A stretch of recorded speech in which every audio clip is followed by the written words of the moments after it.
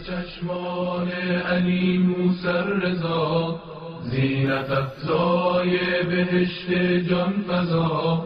نور چشمان علی موسی رضا، زینت افزای بهشت جان فزا.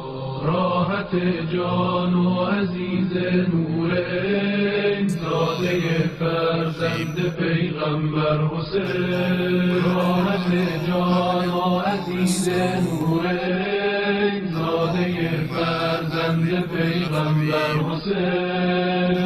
دریای صفا حسن آفرین، آن جواد جود رب العالمین. بود دریای سخا حسن آفرین، آن جواد جود رب العالمین. در جوانی شد خزان گلزار او، نیلی از زهر جفا رخسار او. در جوانی شد خزان گلزار او، نیلی از زهر جفا رخسار او. در جوانی شد خزان گلزار او، محمد بن علی رخسار او. الإمام. در جوانی شد خزان گلزار او، نیلی از زهر جفا.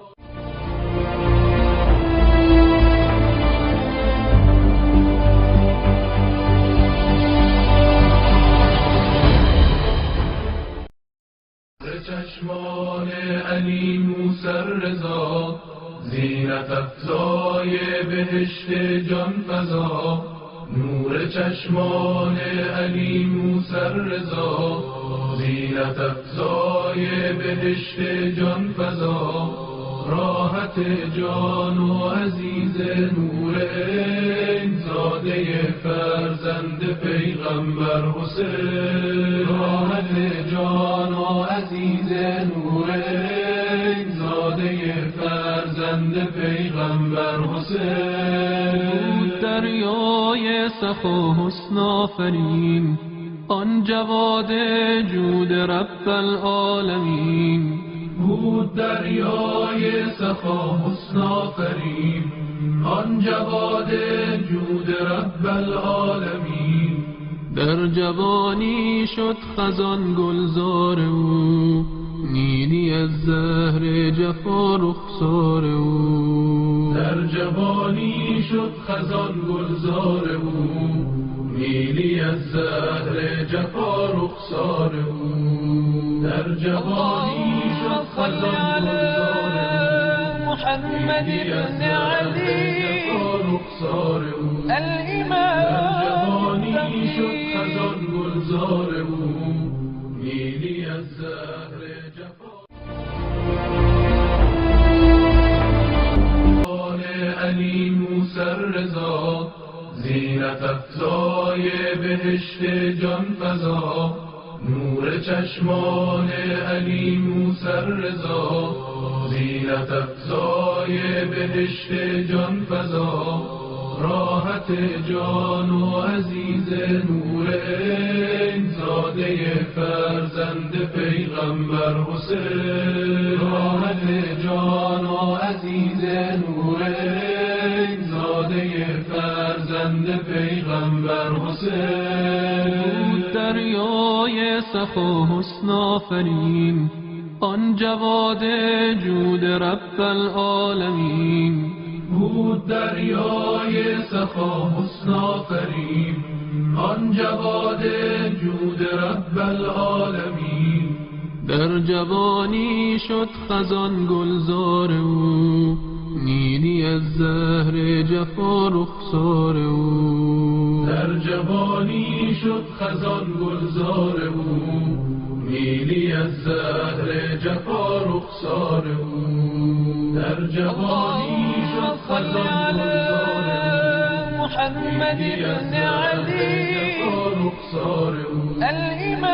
در جوانی شد خزان گلزار او، نیلی از زهر جفا.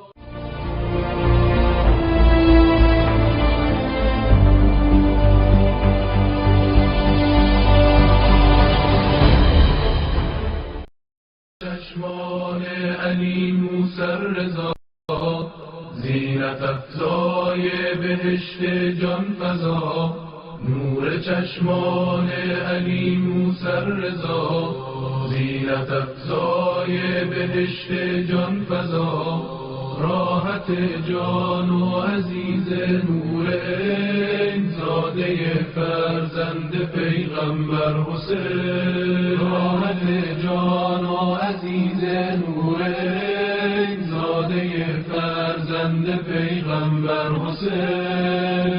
دریای صفا حسن آفرین، آن جواد جود رب العالمین. بود دریای صفا حسن آفرین، آن جواد جود رب العالمین. در جوانی شد خزان گلزار او، نیلی از زهر جفا رخسار او. در جوان و امید است که هفته آینده را هم در کانون گرم خانواده زندگی را سپری کنید. و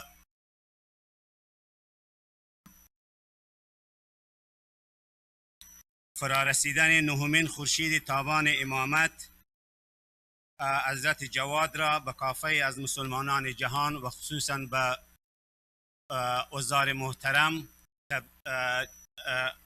تسلیت به عرض می رسانم و همچنان از وصلت و ازدواج حضرت علی علیه السلام و فاطمه زهرا را به عموم مسلمانان جهان، برادران و خواهران تبریک و عرض می رسانم. و در بخش دوم برنامه هم اگر از طرف خواهرها و یا از طرف برادرها مضمونی است یا شعر و یا مقاله را تهیه کرده بنده را مستحضر سازید. و میریم به بخش سوم برنامه هم از سخنرانی جناب مدرس، آقای مدرس که وصایای و یا توصیه های امام علی علیه السلام را به کمیل ابن زیاد کرده و سخنرانی شیوایشان مستحضر خواهید شد. با صلوات و محمد و آل محمد.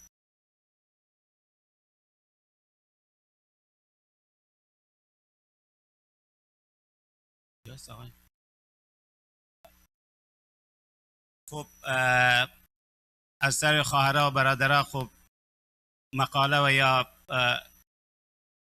شعر خونه ایستن. خب از اجی آقا دارین شما بفرمایین بیاین.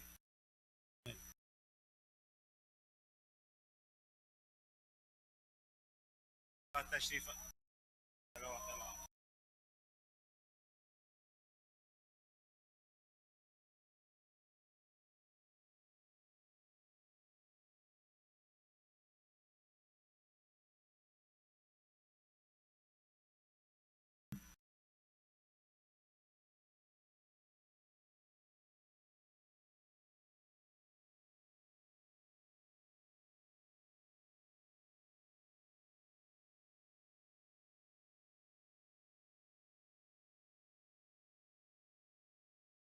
بر محمد و اهل بیت محمد صلوات.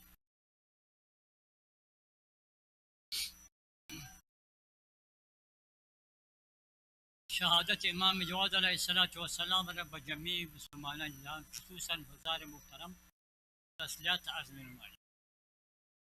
این آقا انقدر مظلوم بین این معصومین که در وقت شهادت دو هیچ کس بسر آقا حضور نداشت. حتی دختر مأمون که آقا را زهر داد حجره را برویش بسته کرد که کسی شاید به دیدنش حتی نیاید.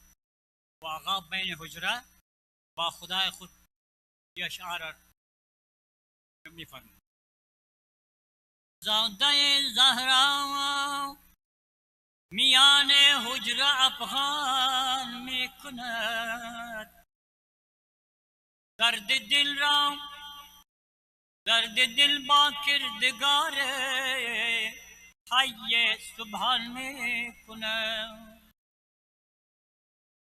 بس که جان سوز است او ناله شاهدین، شعله بر جان میزند دل را پریشان میکند گام پیچد ز درد و گامی نالد ز غم گاهی اظهار آتش با قلب سوزان میکند دختر معمون چو حاقت نکرد با خبر دختر مامون چو خواهد کس نگردد با خبر حجره را بر زاده تاها چو زندان میکنند در میان حجره در بسته آن آیات حق راز دل با کردگار خیش عنوان میکنند میبیند آقا کسی ندی آقا حضور نداره بالاخره نقی جان پسرش را مخاطب ساخته شاید این چنین میفرمون بابا بنگر سوز و دل و چشم تر من خون شد جگر من خود را برسان وقت جدایی بسر من زیبا پسر من نقی جان با کجایی نقی جان با کجایی شده وقت جدایی بابا تو بیا و بنگر زاده مامون کرده جگرم خون افتاد بجانم شررت کینه مأمون زن مرتد ملعون نقی جان با کجایی نقی جان با کجایی شده وقت جدایی از زار ستم قلب من زار پر از خون گردیده چو جیهون بشتاب که شد درد دلم به حد و افزون جانم شده بیرون نقی جان با کجایی نقی جان با کجایی شده وقت جدایی بابا دم مرگ است بیا گیر بدامان سرم را تو نقی جان بشتاب و بیا زود عزیزم پی دربان ای نور دو چشمان نقی جان با کجایی نقی جان با کجایی شده وقت جدایی یا رب جمال مصطفی ختم رسول بر حضرت مرتضی و زهرای بطول بر نور دو چشم العزیزان حسنین بخشا گناه ما و طاعت قبول گو که خواهی نجات در عرصات بر محمد و آل او صلوات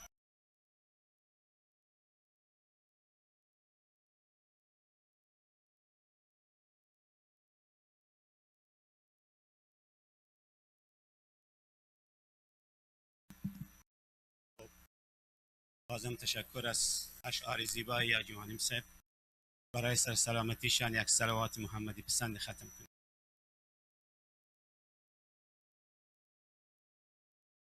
و الانم از جناب آقای مدرس خواهش میکنیم تشریف آورده تا سخنرانی شیوایشان در درس شد. سلام.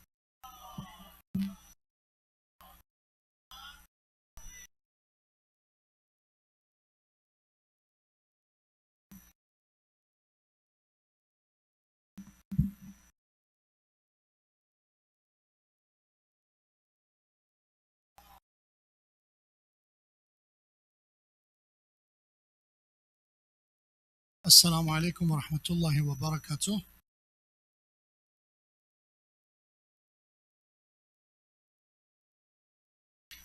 Let's remember all of our marhumin, especially recently one of our SoCal community members, Haj Kauthar, lost his brother.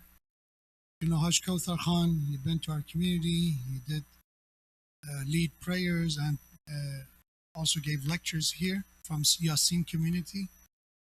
His brother passed away today, was his burial. May Allah bless his soul and grant patience to his family, for the soul of marhumin, especially this marhum. Let's recite Surah Fatiha and Salawat ala Muhammad wa ali Muhammad. Allah. Bismillah ar-Rahman.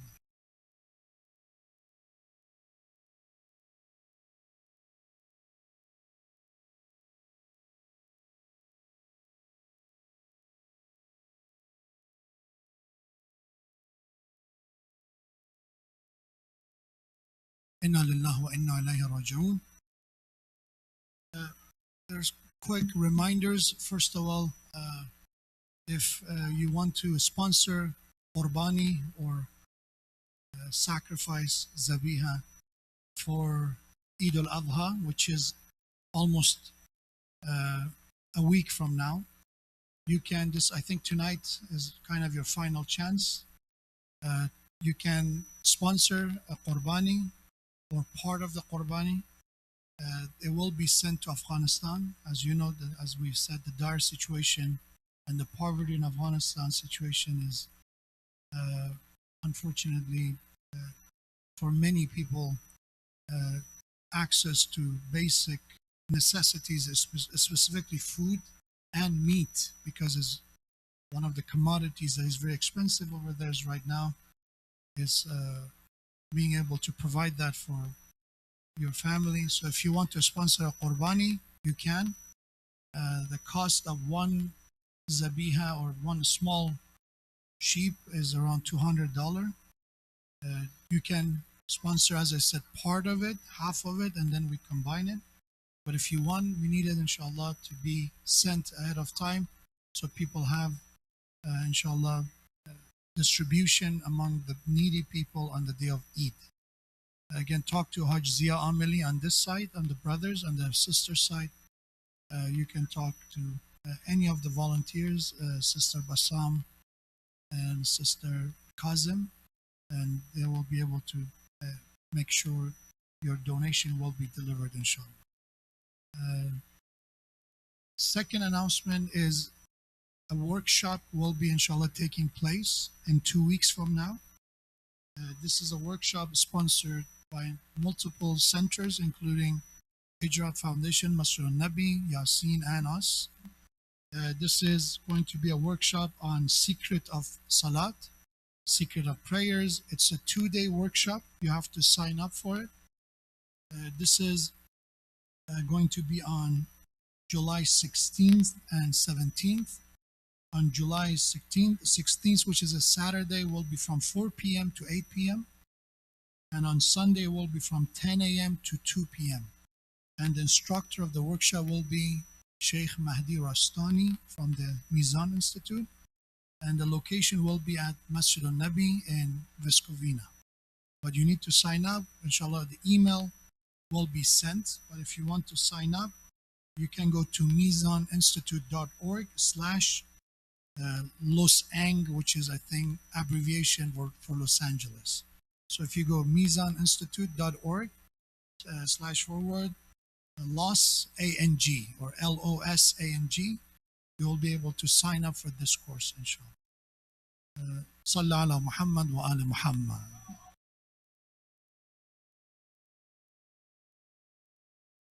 I'll start with a short Farsi speech and I'll quickly start the English one.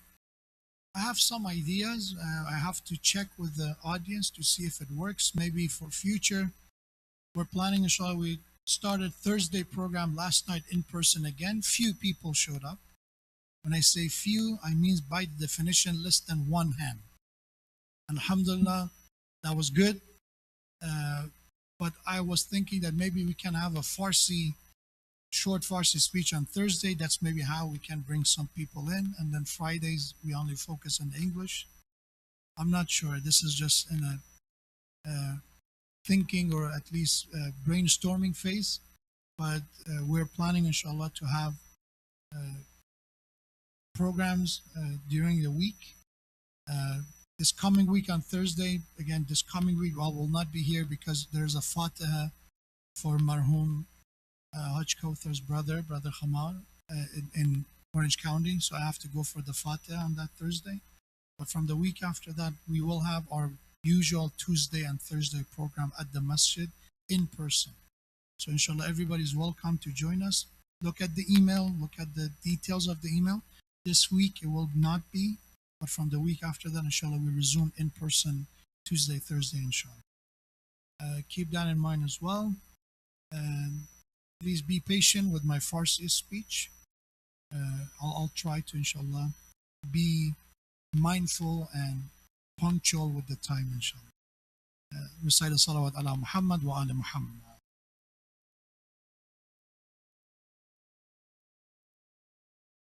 أعوذ بالله من الشيطان الرجيم بسم الله الرحمن الرحيم الحمد لله رب العالمين والصلاة والسلام على أشرف الأنبياء والمرسلين أبي القاسم المصطفى محمد.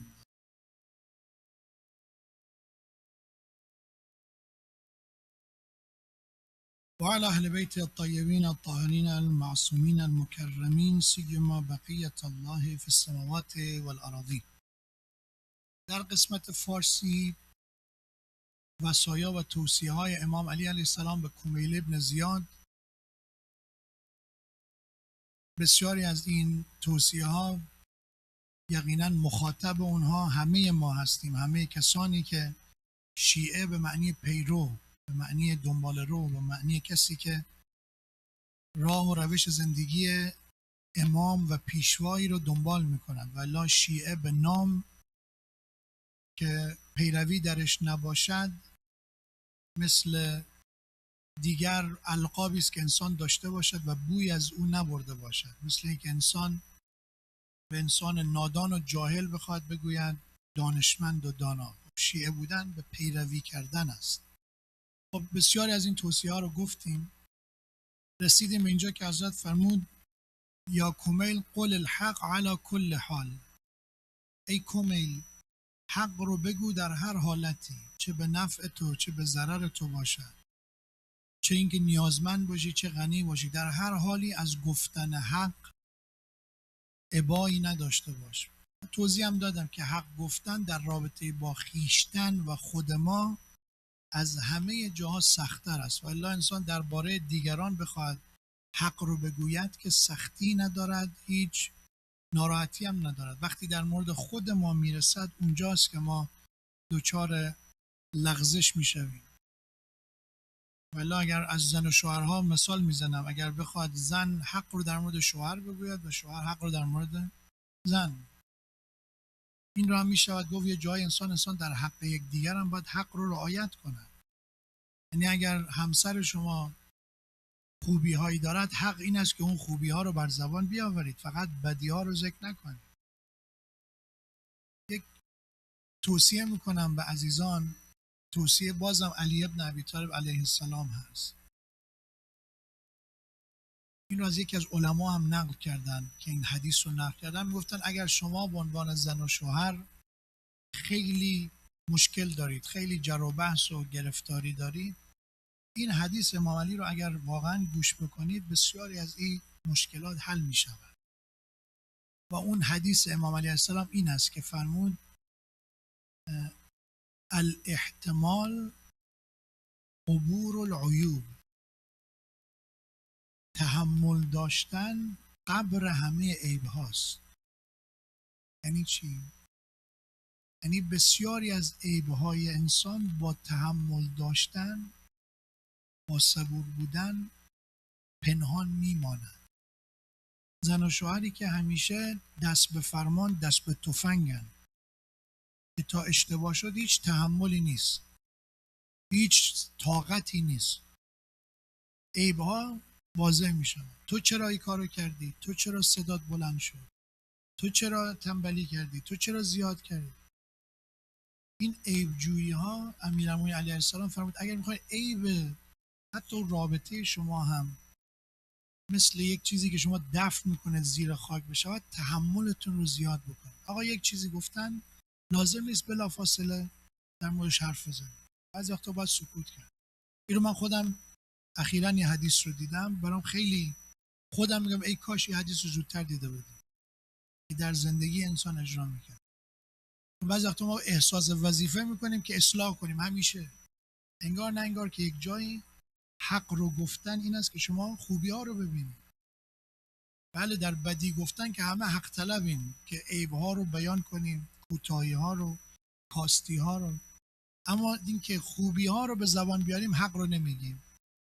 چرا؟ میگن من خودم شنیدم گفتن آقا خوبی طرف رو نگین، چرا؟ پررو میشود، مغرور میشود. خوبی طرف رو نگین، چرا؟ چشم میزنن، ماشاءالله اعتقاد دارن که خیلی تعریف کنین چشم میخورن.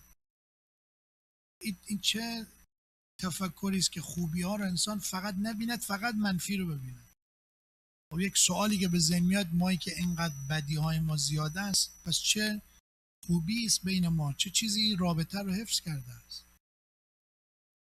پس حق رو در هر حالی گفتن، بالاخص حق رو که میگیم فقط بدی ها نیست، جای حق اینه که خوبی ها رو هم انسان بگوید. حق فقط در مورد دیگران نیست، بلکه حتی بعضی وقتا حق در مورد خود ما، عیب های خود ما هست. بعد فرمود و واد المتقین، با آدم های پرهیزگار و خدا ترس مودت و دوستی داشته باش. انسان خدا ترس از اینکه از پشت به تو خنجر بزند، چون از خدا میترسد. تو از چنین انسانی میتوانی به راحتی پشت بکنی، اما کسی که از خدا ابایی ندارد از بنده خدا هم ترسی ندارد. خدا ترسی هم نه اینکه گفتم ادای خدا ترسی رو در بیاورد. خدا ترسی کسی که شما میبینید در کلماتش، در رفتارش، یعنی میتواند یک حرف ناسزایی بزند، یک بیادبی بکند، اما از خدا میترسد، چیزی نمیگه. میتواند یک جایی عیبش رو سرپوشی برش بگذارد، اما از خدا میترسد. فرمود با انسانهای متقی و پرهیزگار و خدا ترس دوستی داشته باش. این دوستی های این چنینی هم آسان نیست. بعد یک نکته هم اینجا بگم، ما بعضی وقتا دوستی های خوبی رو داریم راحت از دست میدیم. آقا طرف 5 سال است با هم رفیق بسیار صمیمی، چیکار شد؟ حالا یک جمله‌ای گفت رنجید، یک حرفی زد به نظر این توهین آمد. بعضیا خیلی به راحتی دوستی ها رو از بین میبرن. روایت داریم فرمودن انسان عاقل کسی نیست که بتواند دوست پیدا کند، دوستی ایجاد بکند. فرمود عاقل و دانا کسی است که دوستی رو بتواند حفظ کند. ولی حتی نادان ها هم میتوانند دوستی ایجاد بکنن. نادان هم بین خودشون یک رفاقتایی دارن، اما همش در حال جر و بحث و به سر و کله هم زدنن. فرمود عاقل کسی است که توانایی حفظ دوستی های خوب رو دارد. بهانه‌گیری، آقای به ما اینجوری گفت، این جلوتر از ما رفت، این قبل از ما غذا خورد، یک بهانه‌ای که شاید میگم انسانی که بهش نگاه بکند، ارزشی که شما بخواید، نه این نیست که این شخص به شما خیانت کرده، این نیست که این شخص خدای نکرده حرمت خانواده شما رو، ناموس شما، نه اینا نیست، یک چیز بسیار پیش پا افتاده.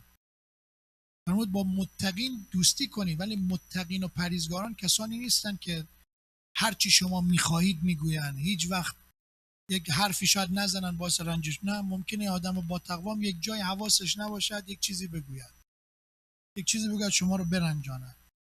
این دلیل نمیشود که خدا ترس نباشد. انسان است و نقائص خودش.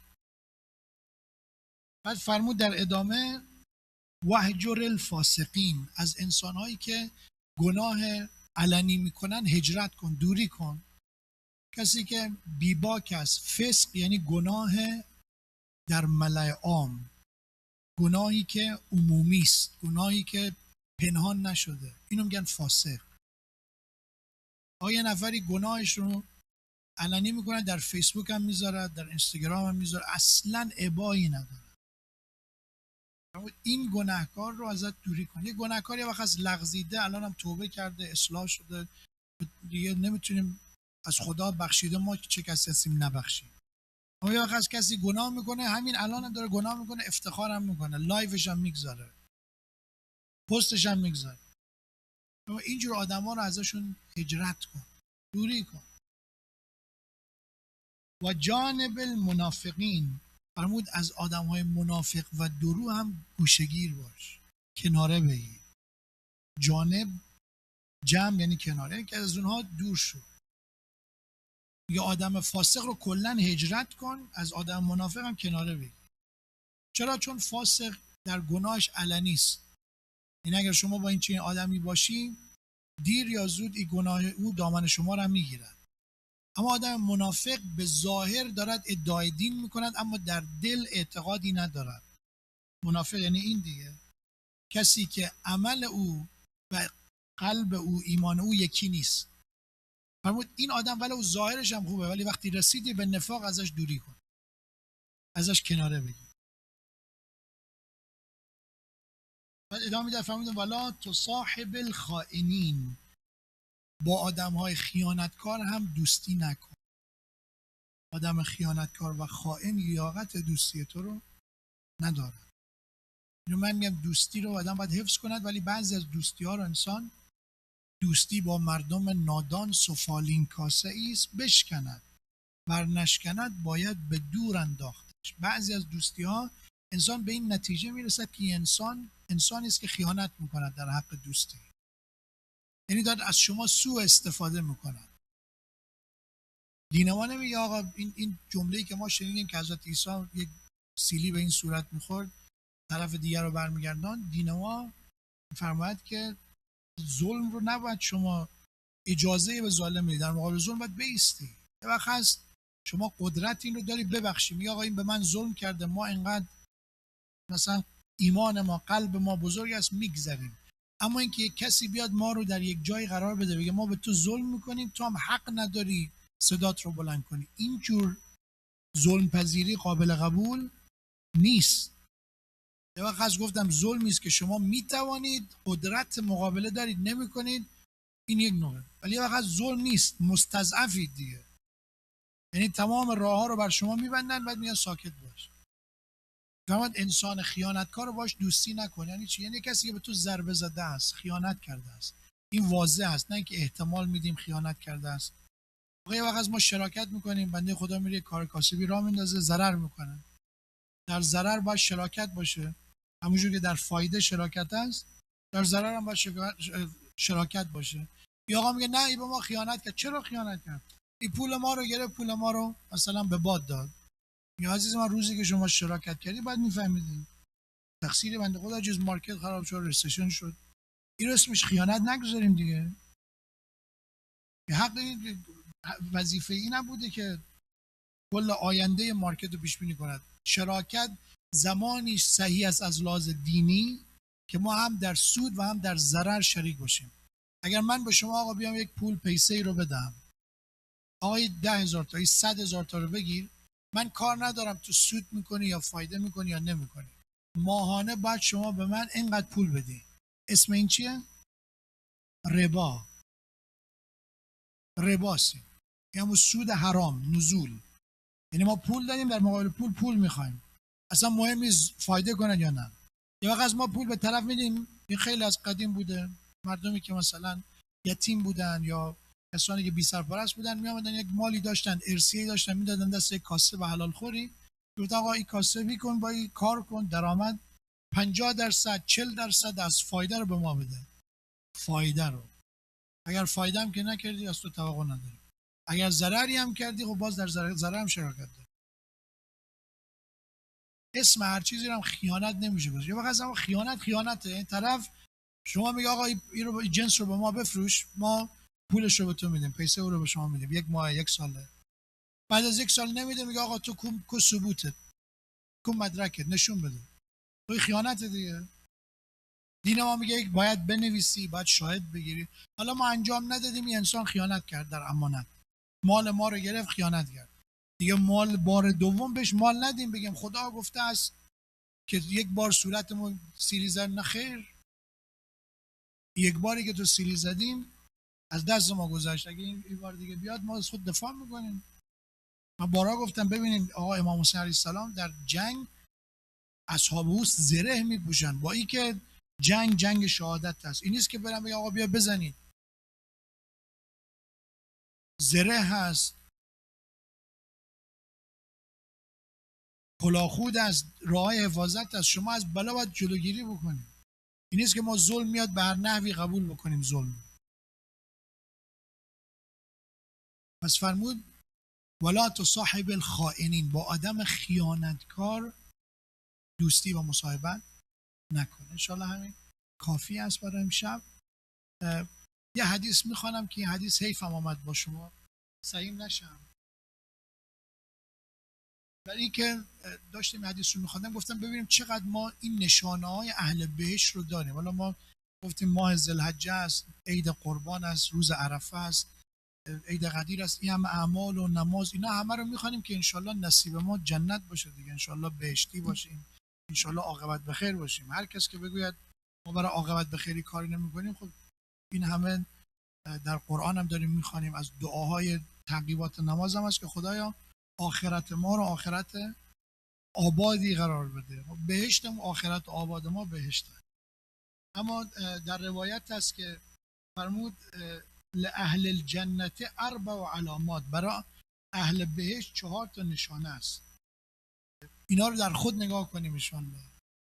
اگر کم داریم آباد کنیم دیگه آخرتمون. حدیث هم از امام صادق علیه السلام است. امام صادق فرمود که ان لأهل الجنه 4 علامات، برای اهل جنت 4 نشانه است، 4 علامت. وجه منبسط، اول صورت گشاده، صورت باز. مخالفش صورت عبوس. عبوس عبس و تولا، یعنی کسانی که اخمو هستن، کسانی که عالم و آدم بدهکارن، یا آقا از همه طلب دارد. فرمود اهل جنت اولین نشانش این است که صورتشون صورت گشاده است، صورت بازی دارن. پیغمبر خدا میفرمود امیرالمومنین که پیغمبر خدا بشره فی وجهه، خوشحالی پیغمبر تو صورتش بود. و حزنه فی قلبه، اگر غمگینم بود در قلبش بود. بعضی از پدرها وارد خانه میشن برعکس پیغمبرن، تمام غم‌ها و غصه‌های کار و کاسبی رو صورته، تمام خوشحالی‌ها داخل دله. ای کاش اون همسر خوب، اون زن و شوهر خوب وجه منبسط. چقدر تأثیر داره شما به خانه با همسری که صورت باز و لبخند به لب دارد، تا اون کسی که گفتم تمام غم‌های دنیاست. دوم و لسان لطیف، فرمود کسی که زبان نرمی دارد. آدم بهشتی زبان لطیفی دارد، یعنی آدم دشنام دهنده، پرخاشگر، ناسزاگو نیست، زبانش نرم است. بخوانیم ببینیم کلام پیغمبر، کلام امیرالمومنین چه نوع لغت‌هایی، چه نوع کلمات استفاده می‌کنه. سوم فرمود و قلب رحیم، سومین نشانه اهل جنت و بهشت اینه که قلب مهربانی دارن، سنگدل نیستن. بعضی از آدم‌ها سنگدلن، بوی از انسانیت نبردن، طفل، نمیدونم حیوان. بعضی دیدین حیوان رد میشه آزار میرسونن به حیوان خدا. این قلبه دنبال آزار رسانی است. فرمود قلب رحیم و مهربان، که هر کدوم بخوام از زندگی پیامبر و اهل بیت مثال بزنیم صدها مثال است که چقدر با قلب مهربان پیامبر و اهل بیتش با حتی دشمنان، با حتی افراد نادان برخورد میکردن. و چهارم فرمود و ید معطیه، چهارمین نشانه آدمای بهشت دست بخشنده‌ای دارن، دستی که عطا میکنن، یعنی اهل بخششن، اهل جودن، خسیس نیستن، کسانی نیستن که قطره قطره مالشون رو بشمارن. جایی که میرسد به انفاق کردن اهل انفاق. انشاءالله خداوند ما رو اهل جنت و بهشتش با این 4 علامت قرار بدهد. با حرمت صلوات بر محمد و آل محمد.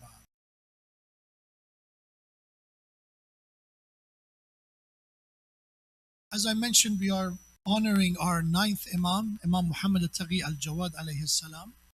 So let me ask you a question. Don't answer, but think about it. If I ask you how much we know about the life of Imam al-Jawad alayhi salam, how much we know? How much? What we know about his life? How many tradition, hadith, saying we know from him?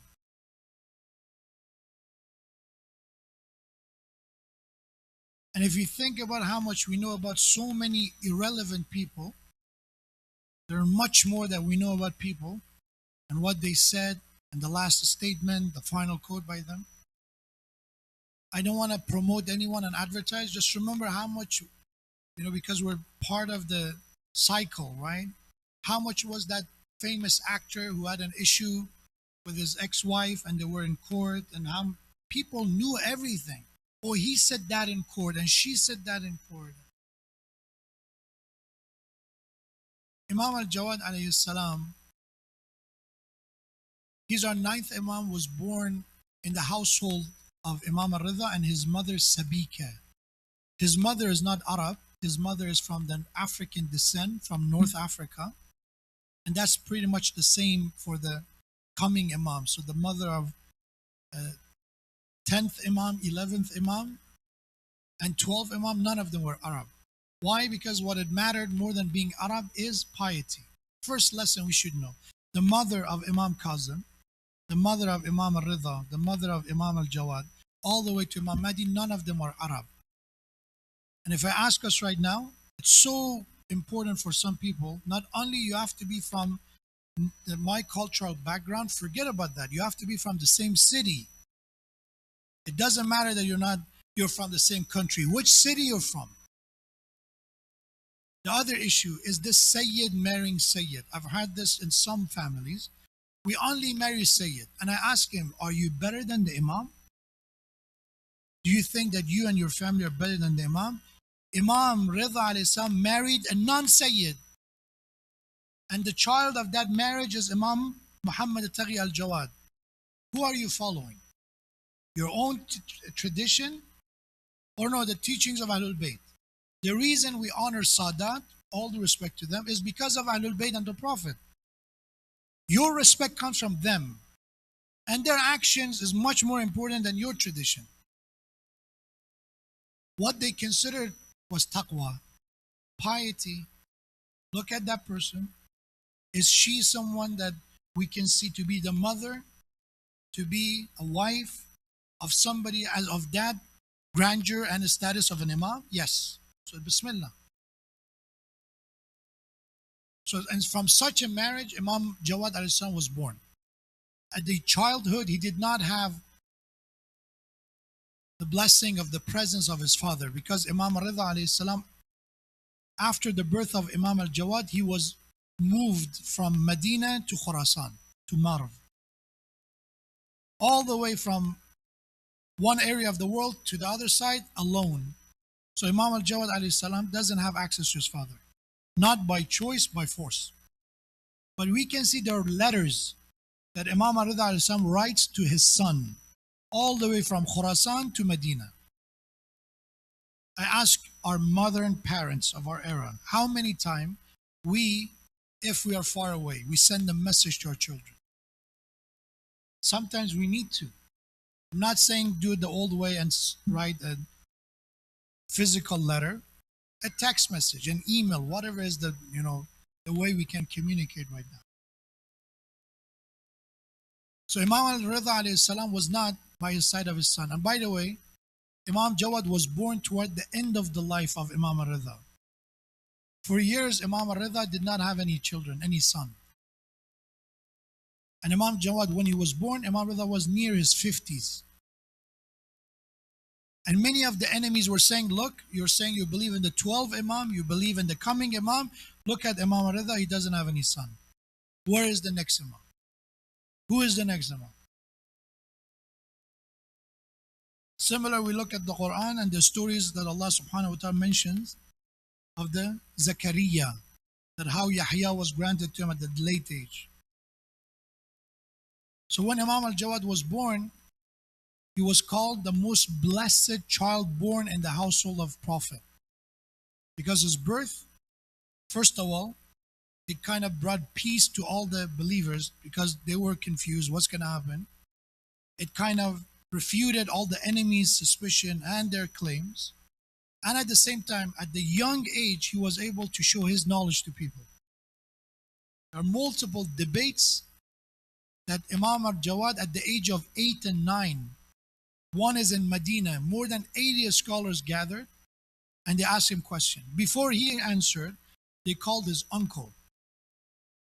So the uncle of Imam Jawad alayhi salam, he said, okay, I'm the eldest of the family, and he came and people respected him and they thought he is the next Imam.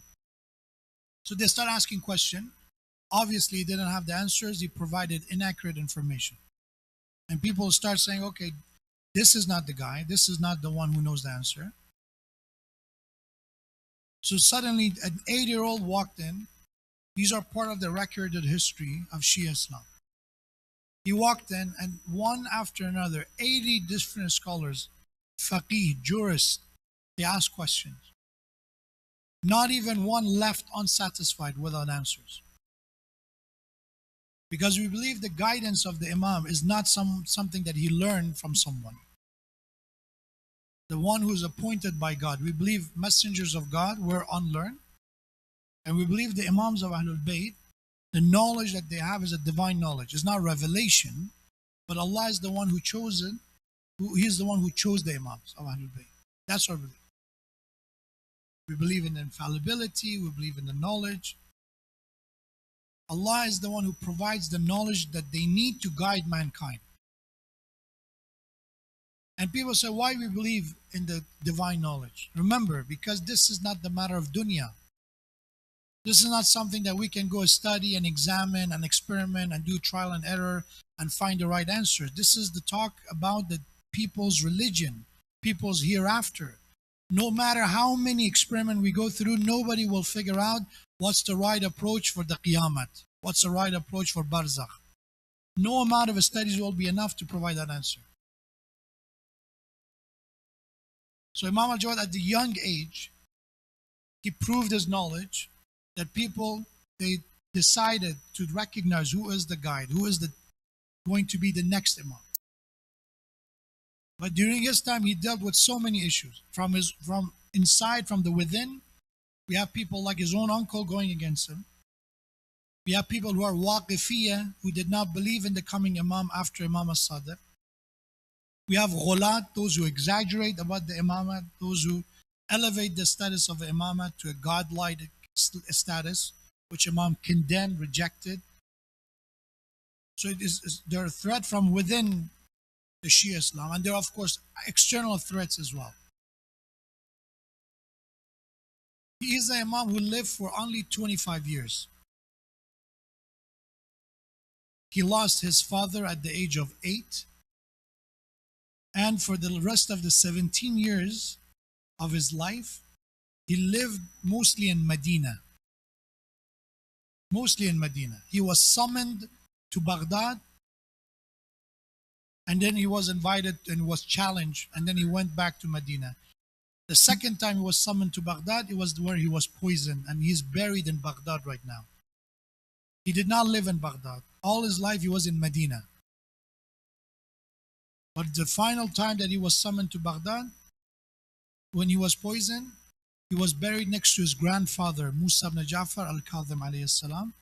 His father is buried in Khurasan. His grandfather was buried in Baghdad. Who was the one responsible for the killing of his grandfather? Same family, same dynasty, Bani Abbas. So I don't have time to go over the entire history of the life, but what we know, what we need to know about his life in summary is, number one, is someone that we have evidence of his knowledge at the young age. That he was challenged to say that you're too young, how you're capable of answering questions. Yahya ibn Aktham is somebody from a different school of thought of Islam. In Baghdad, he came to him and said, I heard that you are the son of Ibn al-Ridha. You're Ibn al-Ridha. You're the son of Ridha. So tell me that you have the answers to every question regarding fiqh and jurisprudence. Tell me what's the ruling of somebody who is in Hajj. They're in Ihram. They're wearing the Ihram, the special clothing when you perform Hajj. And you end up hunting, which is forbidden. What's the rule? And Imam al-Islam asked him, said, your question has so many different situations, so many different possibilities. Which one you're asking about? First, this person who called the hunter, was this person a man or a woman? The rules is different. Second, did he hunt during the night or day? The rule is different. Was this hunting happen in the land, on the land, or in the water, on the sea? The rule is different. Did he know the rule, or he was unaware of the rule that is forbidden? The rule is different. Did he do it intentionally, or he forgot about it accidentally? And Imam asked so many possibilities, and by the end, this Yahya ibn Aktham, he said, I asked a question, but you throw me to an ocean. Now you have to tell me every single possibility and every single answer for every possibility. And then Imam provided the answer. Even as somebody who has studied this narration, it's hard for me to recall everything. But Imam at the young age provided all the answers. Regarding something about hunting in Hajj, imagine that. This is someone who, I remember when I was young and I came to give lecture and I did the salat, some questions that I was asked was very specific. It wasn't a very practical, is one of those, if this happened and that happened and this happened, then what's the rule? And I would say, think about, and that person would say, I know the answers, but I want to know what you're going to say. And I told them, please, I don't have all the answers. I did not claim to have all the answers. But what's the point of this test in the middle of, in the middle of prayers? You can ask me in private and I will answer you, but okay, let's see what's the answer. So these are the kind of question people ask the Imam, to challenge, is he the real deal or not? And that's why this is one challenge that Imam dealt with, the young age. But his knowledge, defended that status. Second issue was Ma'mun, which he was the ruler of the time.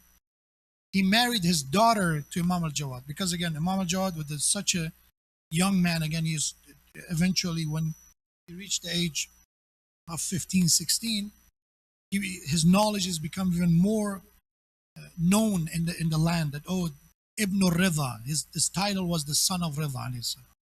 Ibn al-Ridha, he's the one that you have to ask questions.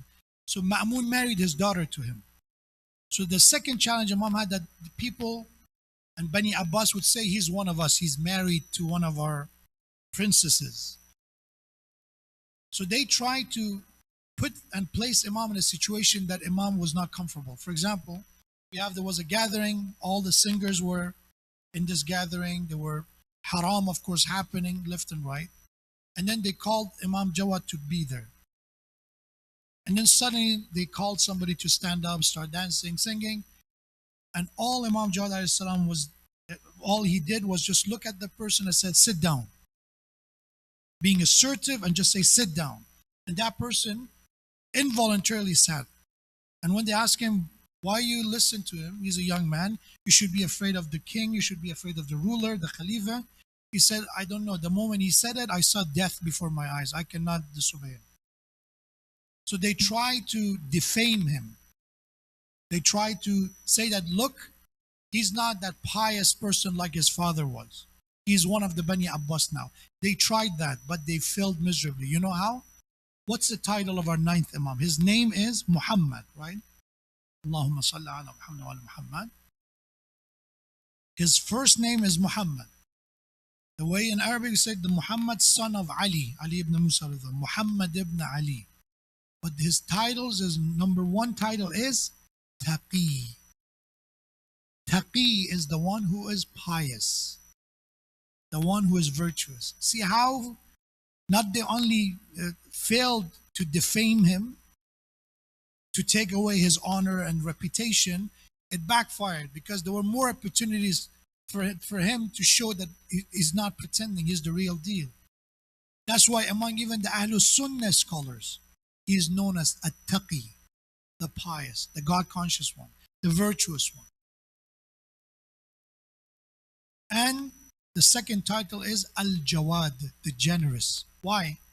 Because again, because he was related to the ruler, they would give him all these gifts and all that. And what Imam would do? He share it with the poor. He would give everything to the people in need. And even more than that, whatever he had in life, he would share with others. This is some Imam at the young age being always under attack.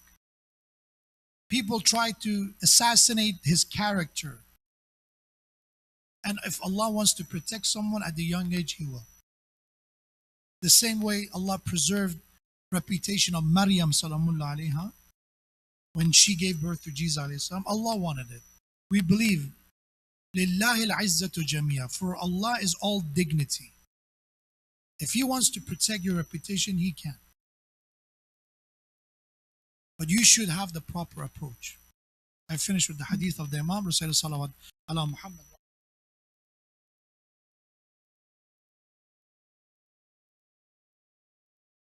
I finished with this hadith of the Imam. Imam alayhi salam says, if you abandon Allah subhanahu wa ta'ala for people, Allah will abandon you to people. Let's say Allah tells you to do something, but people expect you to do something different. So if you choose people over Allah, if you choose people over Allah, Allah will abandon you and leave you with people. So okay, go get what you need from them. And Allah promises that people will disappoint you because their loyalty is not eternal. But if you choose Allah's satisfaction, Allah's pleasure over people, then Allah will take care of you and give you what you need from people. That those people will serve you. This is a very important hadith. Just imagine, if we choose people's pleasure over Allah's pleasure, Allah will abandon us to people. And if we choose Allah over people, Allah will take care of people for us. When you look at the Quran, the Prophet was an example of that. All people were against the Prophet. Quraysh, they said, what do you want? Money, power? What do you want? We give you. Just to stop preaching this religion. Just to stop corrupting our youth, according to them. And he said, I choose Allah. What Allah promised, said, okay, you choose people. No, you chose me over people. What happened? I will elevate your name to the point that your remembrance will become obvious and prominent in the world. That promise of Allah is being fulfilled. If you go into Indonesia, Ashhadu anna Muhammadan Rasulullah.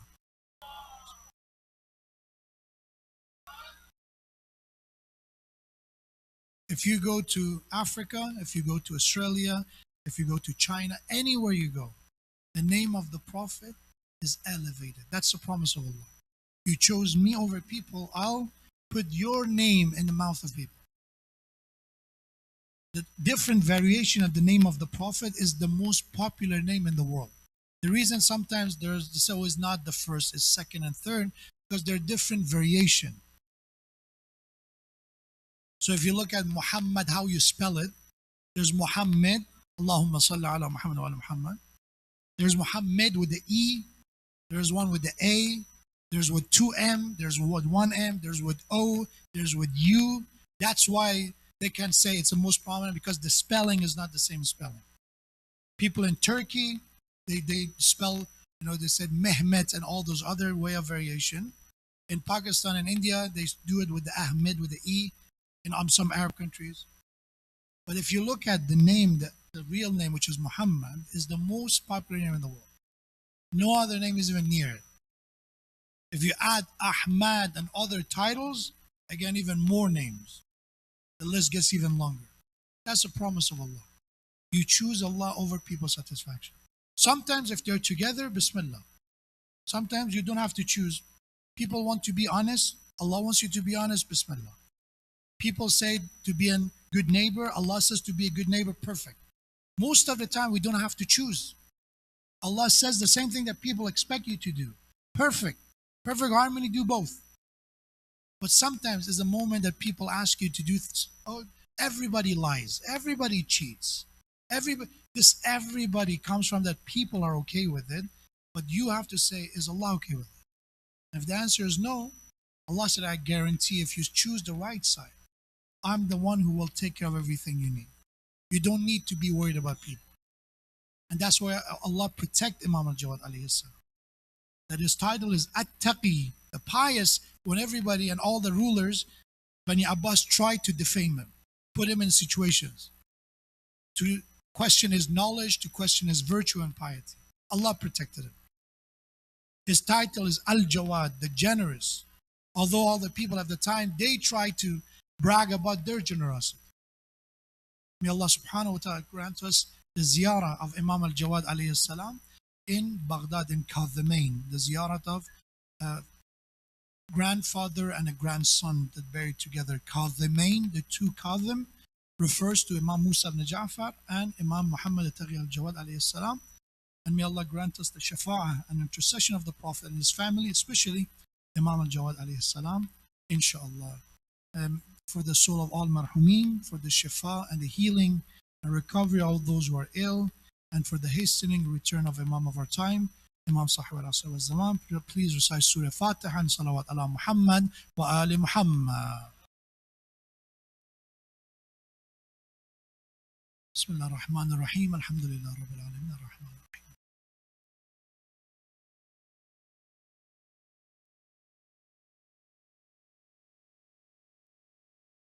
We're planning to have Arafah program in the afternoon, close to evening on the day of Arafah. So please look at the email about the information.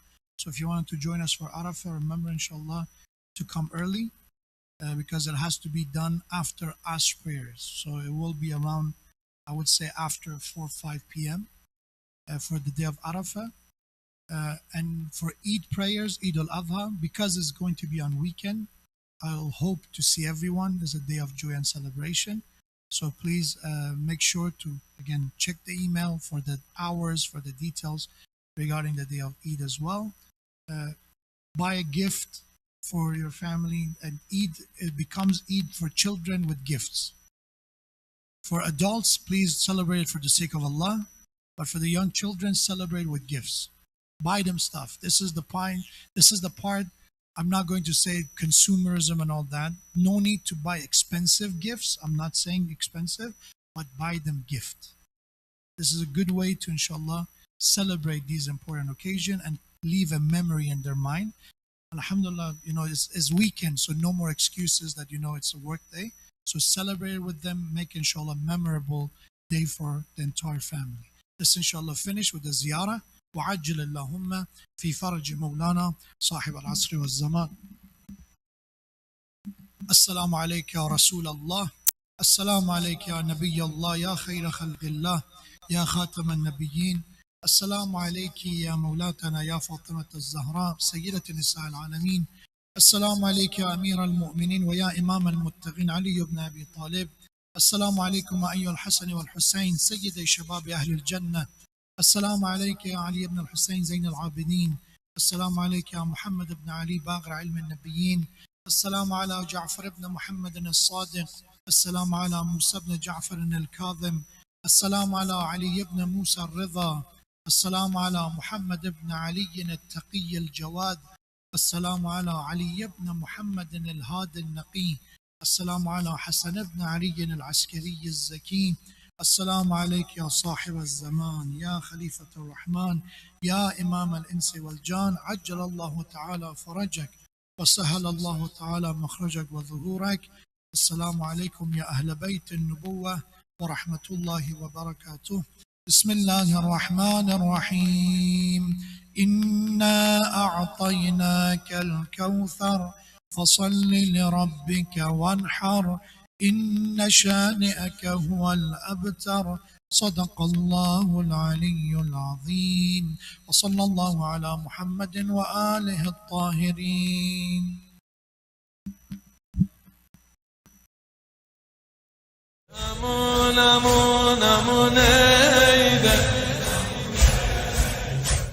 ای بو تنها نیمه جونه آسمونم روز خونه اشک چشماش مثل بارونه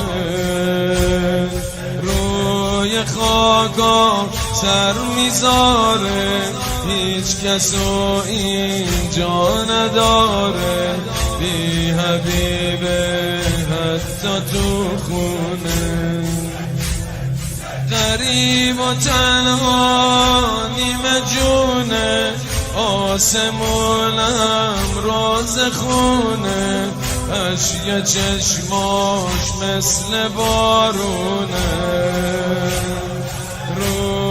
خاکا سر میذاره، هیچ کسو اینجا نداره، بی حبیبه حتی تو خونه.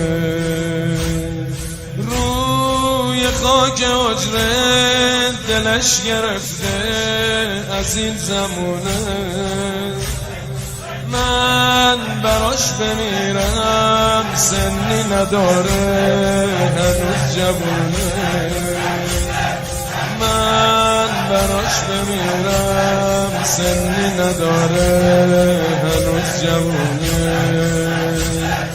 شبا و روزاش تاره، امونه دلمونه ده، شبا و روزاش تاره،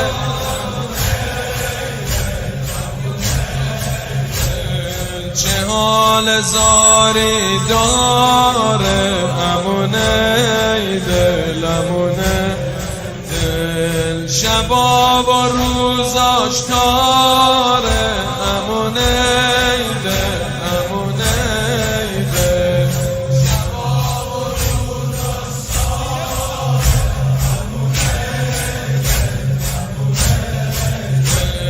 چه حال زاری داره، امونه دل،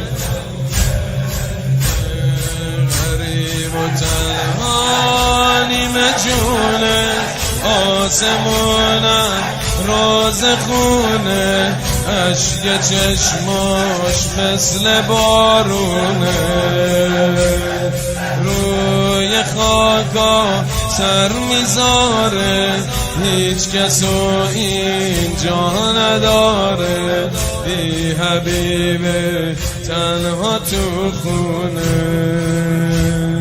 روی خاکا سر میذاره، هیچ کسو اینجا نداره، بی حبیبه حتی تو خونه.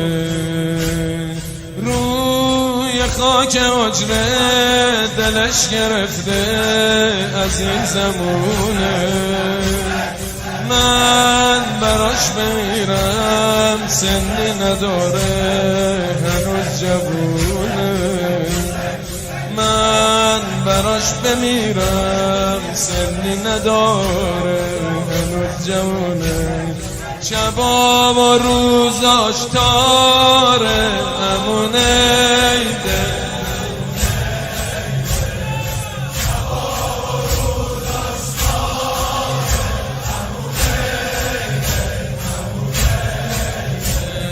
چه حال زاری دار،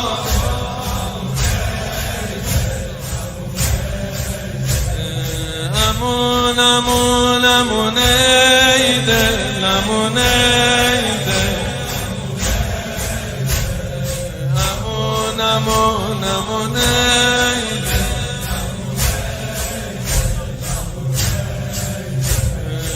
هل هل کردن نانجیبا، ناله میزد با غریبا، خیر نبینی بی وفا دنیا، لحظه های آخرش بود، تشنه لب آبش دادن، حجره میشه مثل عاشورا، پاسخی ندادن به ناله های عزیز زهرا، لخت خون روی لبای خشکش آهو با ویلا، لخت خون روی لبای خشکش آهو با ویلا، کبود روی ماه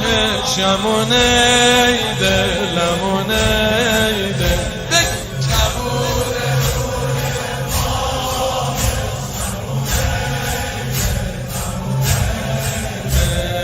چه جان گداز آهش امونه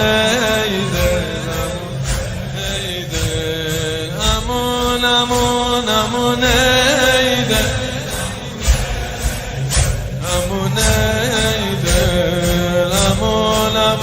نمونه